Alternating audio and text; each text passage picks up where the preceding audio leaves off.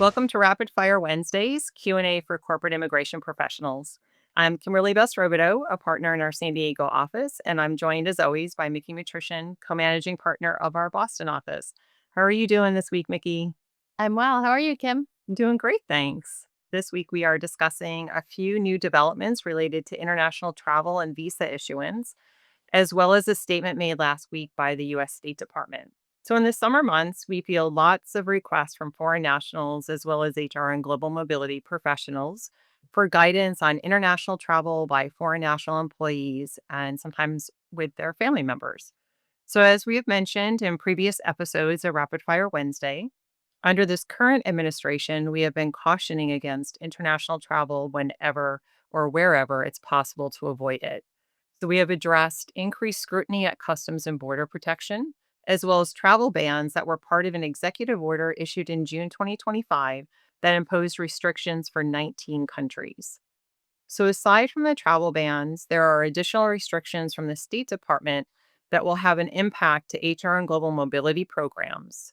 So, Mickey, can you tell us about the most recent restrictions on the interview waivers? Yes.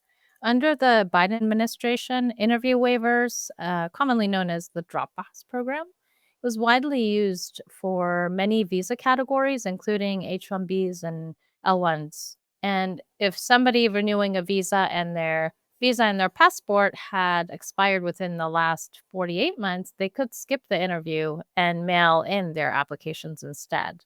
In most cases, it meant that they could get their visa stamps more quickly because they didn't have to wait months for an available interview slot. But in February 2025, the State Department restricted that program to visas expiring within the past 12 months.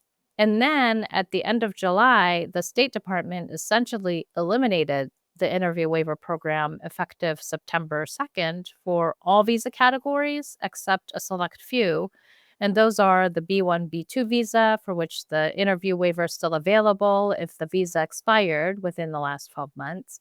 And then other visa types still eligible for interview waiver are diplomatic and official type visas, employees of international organizations like the UN and NATO and others, and transit visas. They're also still eligible for the interview waiver. And so all other visa categories are no longer eligible, which impacts a lot of employers whose employees are in H1, L1, J1, or F1, O1 visa statuses and others, and are renewing their visas in the same categories. So now that interviews are required for the vast majority of visa applicants, we are anticipating an increased waiting time for a visa interview slot. And, it means that it also creates more work for the visa officers, so the processing time itself may take longer. It's a good time for HR and global mobility professionals to remind foreign national employees to check in and get proper guidance prior to leaving the US. And if they leave without a plan, it is possible they may be stuck abroad for many months and leaving businesses scrambling for coverage and for backfill. Remember, too, that visa adjudications can take longer in general due to higher levels of scrutiny, including reviewing social media accounts under this current administration. Yeah, this could create major disruptions for businesses if foreign nationals travel without understanding this current situation. And there is an increased incidence of administrative processing as well that we're seeing. And in that case, there is unfortunately no visibility to how long that processing may take.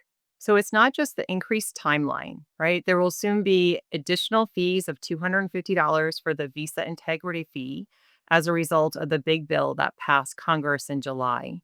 As we covered in the previous Rapid Fire Wednesday episode, new visa bonds go into effect as well. That will be a fee of up to $15,000 per visa application for countries subject to the bonds. So currently, only Malawi and Zambia are impacted, but more countries may become subject to this bond.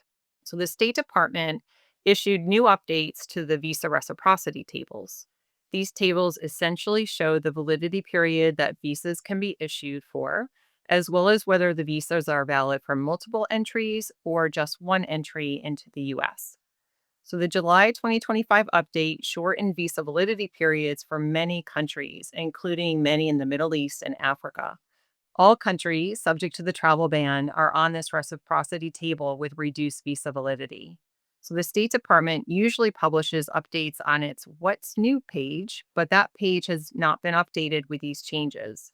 NAFSA, which is the Association of International Educators, put together a list of impacted countries and published it in July, which people can reference as a helpful guide. There is also a new statement published by the State Department as of last Thursday that we want to talk about. So, Mickey, can you tell us a little bit more about that statement? Yeah, so, this is a statement for foreign nationals that are already in the US. And the State Department basically said last Thursday that all US visa holders in the US would be subject to continuous vetting. And normally, visa applicants are vetted by consular officers abroad during the visa application process, for criminal history and to ensure they don't pose national security risks, as well as other criteria, including that they won't likely be overstay on their visa. If after they entered the US, the visa holder committed a crime that the State Department believes would make them inadmissible to the US, the State Department could revoke that visa, and that's within its authority. And then each time the visa holder left the US and came back, they'd be reviewed by Customs and Border Protection or by the consulate during a subsequent visa application. What the State Department's announcement means is that the government's review would continue after the visa holder is in the US. The important thing is what the immigration bar is concerned about is how that new policy would be implemented, whether the US government would use accurate data.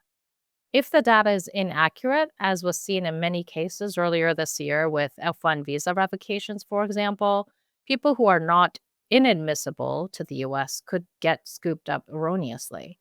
And so the concern is that, as we saw in the F1 visa context, there could be a lack of due process for challenging the government's allegations that come in the form of a visa revocation. So we'll keep everyone updated with new developments on this front.